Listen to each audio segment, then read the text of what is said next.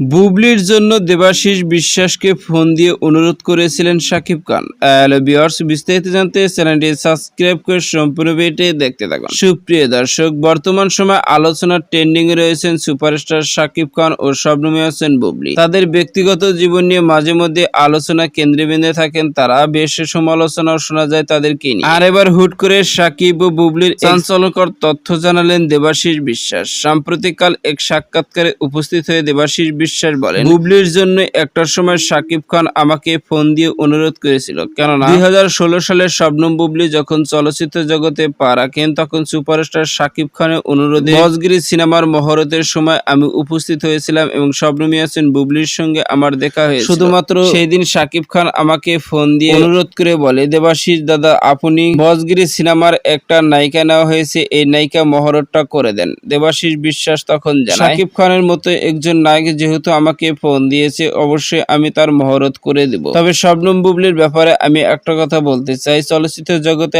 আসার আগে থেকে আমি তাকে চিনতাম। ক্লাসে 9-এ থাকতো তখনই আমি চিনতাম, কেননা তার বড় বোন নাজমিন মিমি ছিলেন একজন জনপ্রিয় শিল্পী। আর সেই সুবাদে শবনম বুবলিকে আমি চিনি। যখন সম্বাদ পাঠিকা ছিল তখনও আমি দেখেছি এবং মহরতের দিন শবনম বুবলিকে দেখে তো আমি অনেকটা অবাক হয়ে গেছি। যাকে আগে থেকে চিনতাম সেই হচ্ছে শাকিব খানের বিপরীতের নায়িকা, অর্থাৎ বজগিরি সিনেমার নায়িকা।